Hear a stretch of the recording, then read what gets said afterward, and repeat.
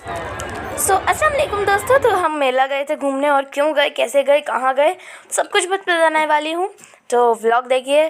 तो पहले दिन ना बना था यहाँ पे ब्रिंजल का भरता, क्योंकि पापा को बहुत पसंद है, मगर हमारे यहाँ उतना ज़्यादा हमको नहीं पसंद है, इसलिए हम नहीं खाते। वैसे बड़ी डाल के पक जाती तो हम बड़ी बड़ी खाते हैं।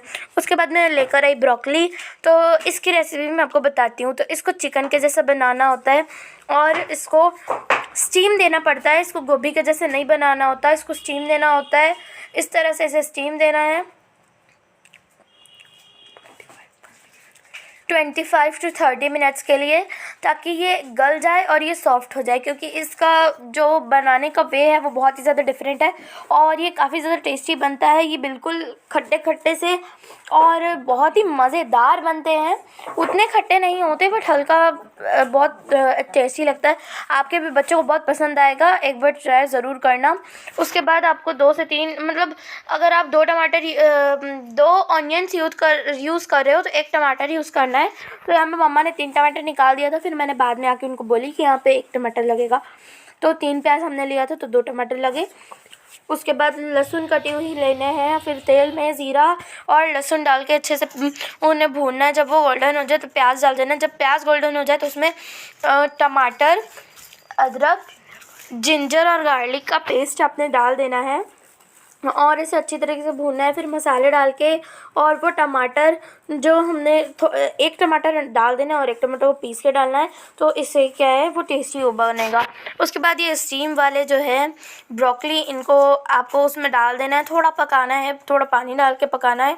और इसे आप ग्रेवी वाला नहीं बनाएंगे, इसे ये थोड़ा लटपटा सा होगा और ये बहुत ही ज़्यादा टेस्टी बनता है। मैंने पूरी रेसिपी बता दी और नीचे लिखा हुआ भी आता होगा, तो आप वो देख लीजिए। डिस्क्रिप्शन में मैं लिख दूँगी, तो वहाँ से भी आप रेसिपी देख सकते हैं। तो फिर मैंने इसे रोटी के साथ खाया और ये काफ़ी ज़्यादा टेस्टी लग रहा था, खट्टा खट्टा जैसा। और मैं इसको स्कूल भी लेकर गई थी। उतना भी खट्टा नहीं था ये, मगर थोड़ा सा खट्टा था। और ब्रोकली मैंने फ़र्स्ट टाइम ट्राई करा। और फिर हम रात में शादी में गए और वहाँ हमने खूब एंजॉय करा। और फिर दुल्हन की एंट्री हुई और वो स्टेज में गए। बहुत अच्छी थी, मैंने तो बहुत एंजॉय करा। और फिर वो स्टेज में गए और उनके भाई थे साथ में। फिर वहाँ पे साइड में दूल्हा भी बैठा था और बीच में ऐसे वॉल बनी हुई थी। फिर यहाँ पे तंदूरी रोटी थी, तो हम सब ने चाची और फिर ये मटन था, चच्ची, मैं और सब हम खा रहे थे। तो ये पुलाव लेकर गए थे हम, और ये गुलाब जामुन, और यहाँ पे मेरी पिक। तो फ़ोटो अच्छी आई है ना डिशेस की? हाँ, मैंने लिया है, मैं लेती हूँ तो बहुत अच्छी आएगी। I am a master. उसके बाद निकाह के बाद वो चेंज करने गए। फिर दूल्हे की एंट्री हुई, ग्रूम की एंट्री हुई। पहले ब्राइड की हुई थी, फिर ग्रूम की हुई थी। तो फिर यहाँ पे सब इंजॉय कर रहे थे एंट्री। उसके बाद फिर दोनों स्टेज में आए, फिर सब ने फ़ोटो मिलकर खिंचाई और मैं बैठ गई थी यहाँ पे। और हम सब यहाँ पे सिस्टर्स मिली हुई थी ना, मेरी चाची की बेटी और उनकी मामी, मतलब उनकी चाची की बेटी। तो वो सब हम साथ में इंजॉय कर रहे थे। वैसे वो बहुत छोटी छोटी है तो उनकी बातें करने में मज़ा आता है। फिर हम लोग यहाँ पे स्टेज में गए, मम्मा नहीं गई क्योंकि उनका मूड नहीं था बस। और फिर हम ऊपर गए, हमने फ़ोटो क्लिक करवाई।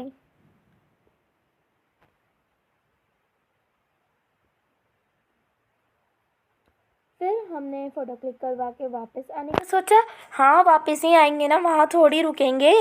तो वापस आ गए। और फिर मैं काफ़ी दिनों के बाद अपने चाचू की बेटी से मिली थी, तो हमने बहुत इन्जॉय करा। और अशर के साथ तो मैंने बहुत इन्जॉय करा। वैसे वो फ़ोटो नहीं खिंचाता, वरना मैं उसके साथ बहुत सारी पिक्स खिंचाती हूँ, मैं आप लोगों को ज़रूर दिखाती।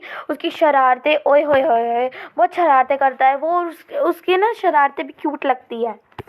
फिर यहाँ पे सब फ़ोटो क्लिक करवा रहे थे। जो ब्राइड है वो प्रोफेसर है कॉलेज में, तो यस। और हाँ, जो दूल्हा था वो कनाडा का था और रिवा को बाइक बहुत पसंद है, इसलिए उसने पिक क्लिक करवाई। The next day. और आपको पता होगा कि कनाडा में कितनी ज़्यादा ठंड होती है। फिर नेक्स्ट डे यहाँ पे दोपहर में बना था सोयाबीन का पुलाव, जो मुझे बहुत पसंद है, और साथ में अंडे की भुर्जी जिसमें प्याज भाजी डली थी। और सोयाबीन किस किस को पसंद है। फिर हम शाम को कहीं जा रहे थे घूमने, तो वो मैं आपको दिखाती हूँ कि हम कहाँ जा रहे थे।